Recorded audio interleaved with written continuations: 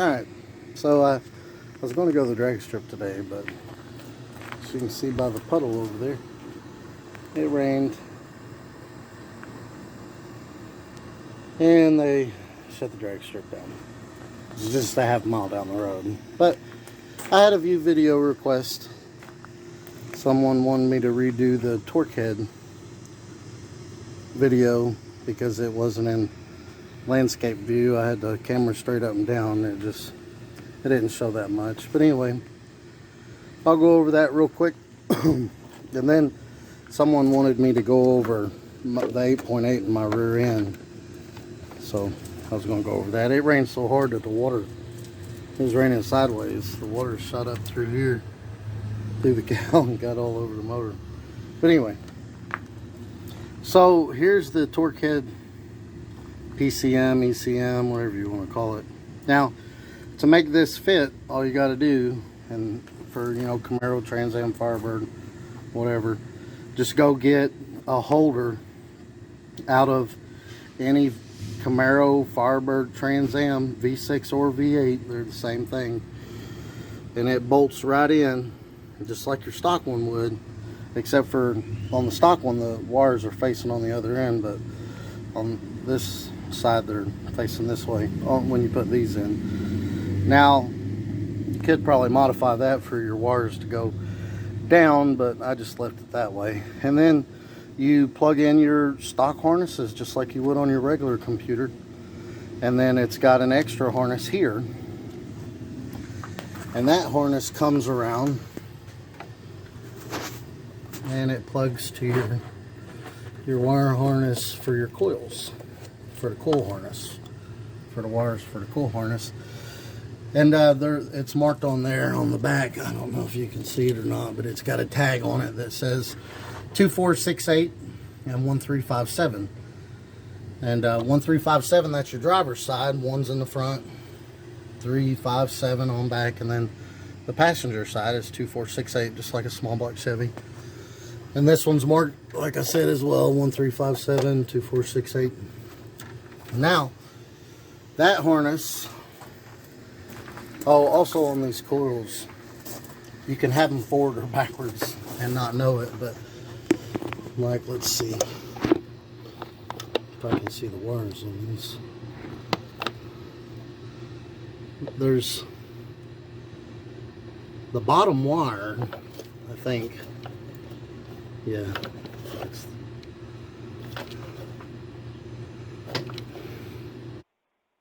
So actually watching the video here, it's the second wire down, and I think it's purple, green, blue, and red, and then the other side has a white line on it. But on one side, the purple goes in the front, and then on the other side, the purple goes in the back. Like it would go purple, blue, green, red, and then on the other side, it would go red, green, blue, purple. Just as an example. But if you go to the junkyard and get your coils and your wiring harness together, just make sure that you keep everything in order.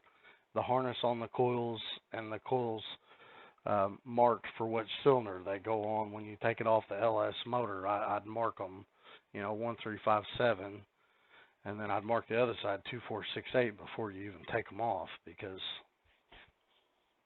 you have a lot of trouble figuring out which ones go where if you get these mixed up, and if you get the wiring harness mixed up and all that. I mean, you're going to have a lot of problem, but it just make it a lot easier.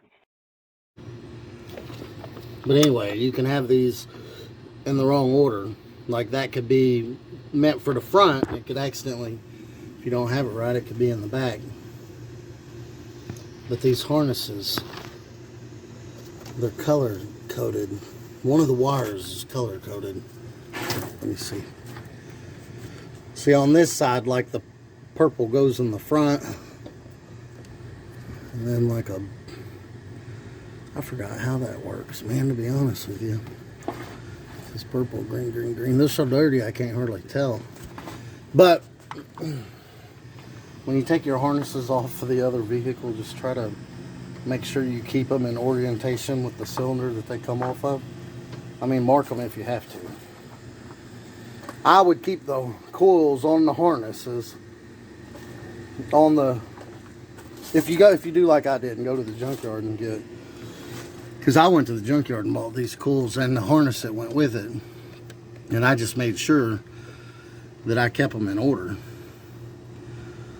And they are color coded somehow, but I don't remember how the color coding goes.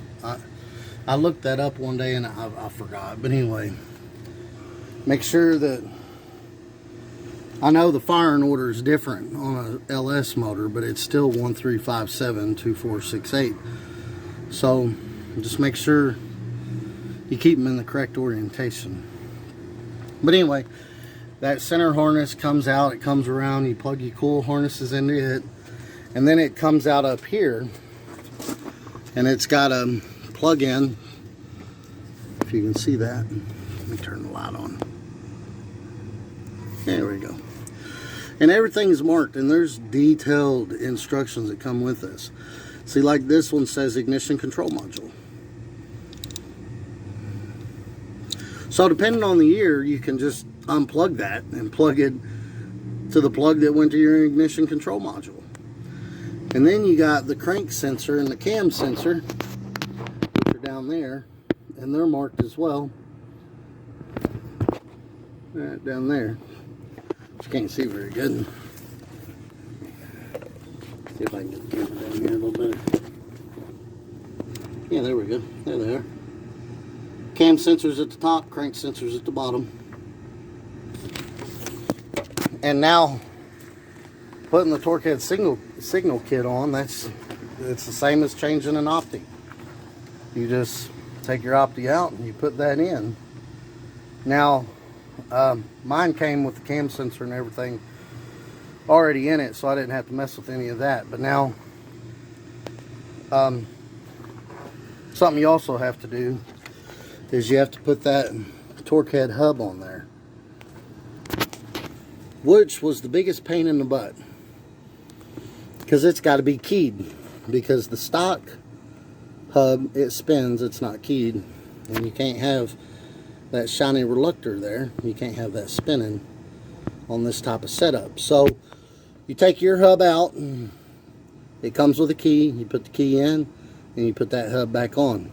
Now once you got the hub on, then on the Torqhead signal kit, you got to make sure you line everything up, and it comes with this little tool. There's 2 Allens on each side of where the crank sensor goes, and it allows you to do an adjustment back and forth. And you use this little tool, you set in the hole of the crank sensor, and then that goes over the reluctor and lines everything up. Once you got that in there and straightened up, and just tighten the 2 bolts up on the outer side that move it back and forth, and that's done. Then you have to set the sensor, the bottom of the sensor, to the reluctor. So what you do is the kit comes with this little piece here, which acts as a filler gauge, and which I believe he said was 20 thousandths is the measurement on that. But what you do is you put this in the hole, and you either bolt it down or push it down and hold it down with your finger, and check from the bottom of this to that reluctor. And with a 20 thousandths or this little filler gauge thing that he sends in the package, you just want a light drag. And to shim it, you shim it up with these. And then when you're done, then you put the sensor in the hole and you put the bolt on it. That's the sensor that comes on these. Also, another thing, if you got a 96, 97 model, you're good to go. But if you got anything older than a 96, 97 model, you have to change your knock sensor, which is down here above the starter. And I can't get the camera that far down in there to see it, but when you take that out, all the water in your motor is going to come out. You're going to get wet. But you have to have a 96, 97 knock sensor, or it's not going to work right. But yeah, that's pretty much it. The hardest part was changing the hub. When I kept trying to put the hub on there, the key kept trying to get crooked, so the hub would get stuck trying to go on. So after about 3 attempts, I finally got it all straight and it all went on. And actually, where my stock hub had spun so much, it kind of boogered up the keyway. So what I did was I just grinded down the woodruff key a little bit so it fit in the slot. And you might have to do that too, because like I said, the stock hubs, they spin and they booger up that keyway for the woodruff key. And yeah, that's pretty much it. Now it comes with a stock bass tune. Now this build's pretty radical. It's on E85 and 12.3 compression and 383 and E85, and so I did opt for the bass tune, but the bass tune wasn't any good. But now if you're running like a stock car or something like that, or just bolt-ons, or maybe just a cam, I'm sure the bass tune wouldn't be that bad. But on something like this, I wouldn't even fool with a bass tune. Wasting your money on that. I would just take it to a dyno and get it dyno tuned if you have something as radical as this, or unless you know how to tune it yourself. Because the bass tune was kind of a waste of money for me. But either way, I love the product. Paul's a great guy at Torqhead, and we'll start it up here real quick. It ain't been started since yesterday.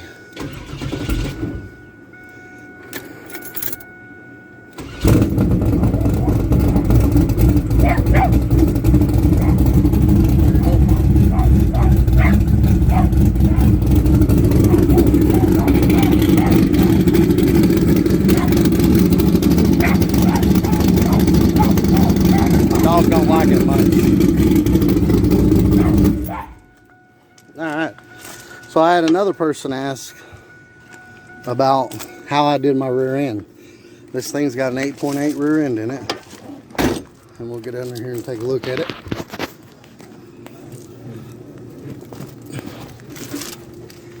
Now on these 8.8 rear ends,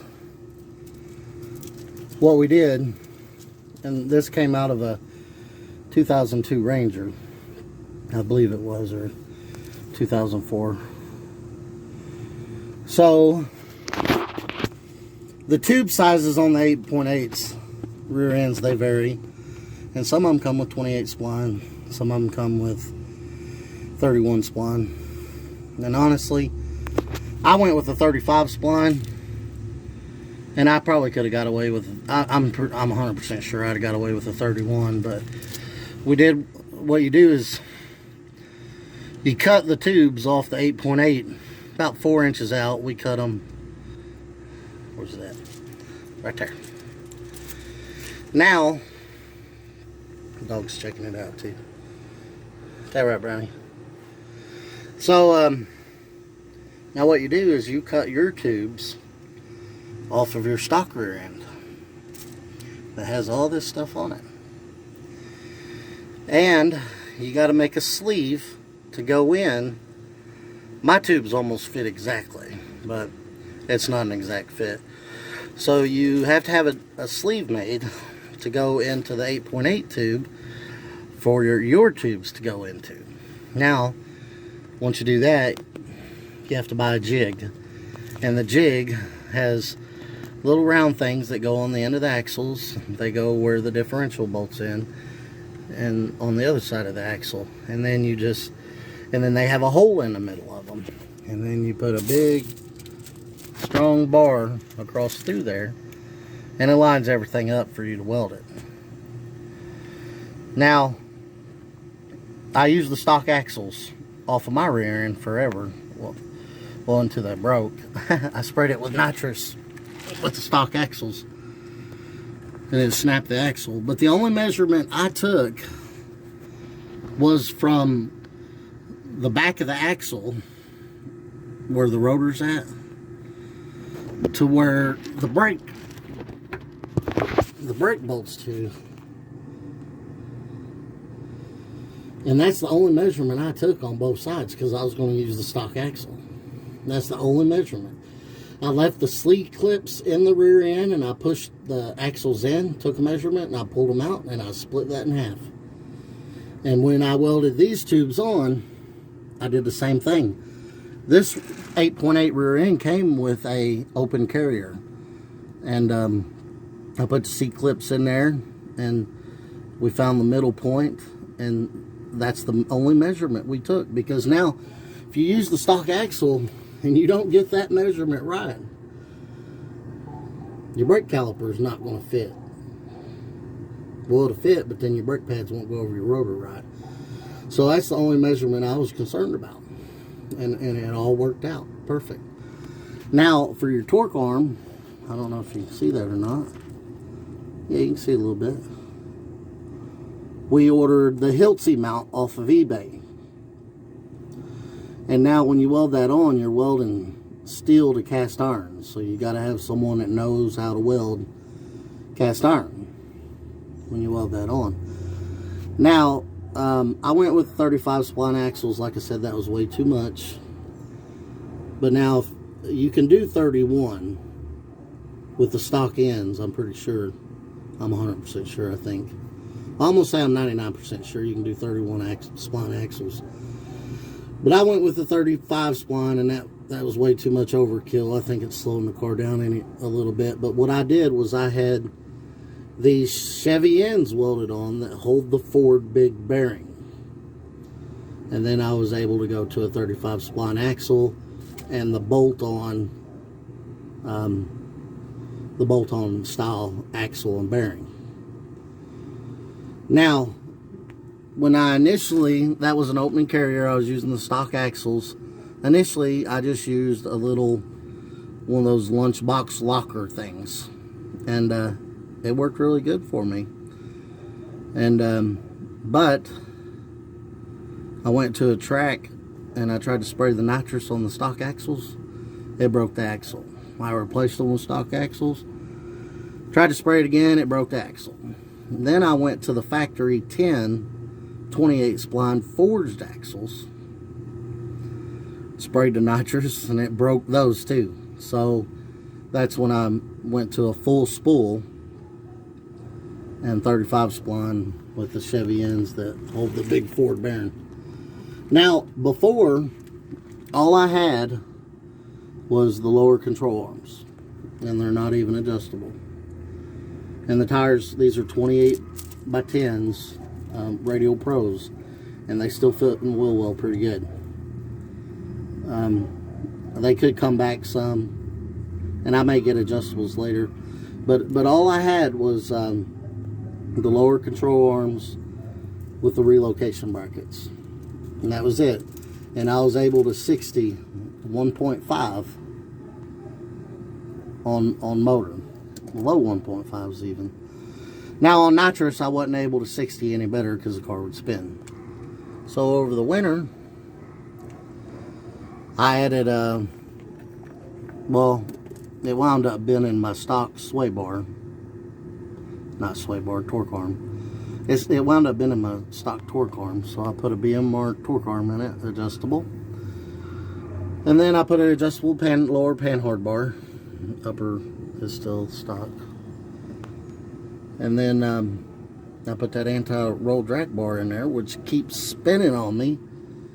So this weekend sometime I'm going to weld that in so it don't spin on me no more. They say to barely tighten that up. Well, I barely tightened it up and it spun on me, so I tightened the crap out of it. And it spun on me again. Hopefully them teeth didn't put a hole in anything, but I doubt it did. But I'm going to tack weld those. I'm going to get them back where they're supposed to go and tack weld them. Because if you don't have it just right, it comes up and it hits the bottom of the rear end. Oh, also I've got one of those cheap rear end covers that have the brace for the carrier. And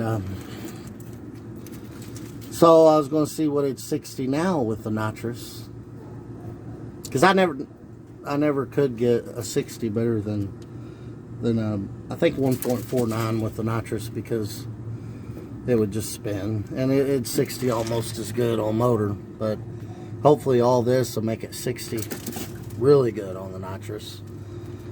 But the first time out, I sprayed the nitrous and it did a 14360, which is my best 60 so far. And that was with a 1 second progression on the nitrous. But unfortunately, my crank sensor in my Torqhead went out. And that's why I had that extra sensor up there. And it caused a nitrous mishap. And I had to do a head repair. So, and still, which is really kind of cool, because on the 1-2 shifts when it popped the head gasket, so I was down 1 cylinder, and I stayed in it. I finished the quarter, and it 14360, and it ran a 10.4 to 130 on 7 cylinders. So that's very promising. So I'm gonna we're trying to run 9s in these cars, so I'm gonna get this tack welded in and get my bottles filled and go out there and hit it again on a 1 second delay, see what it runs, and maybe even try it straight out of the hole and see what happens. But that's pretty much everything. If I missed anything, just comment and I'll answer.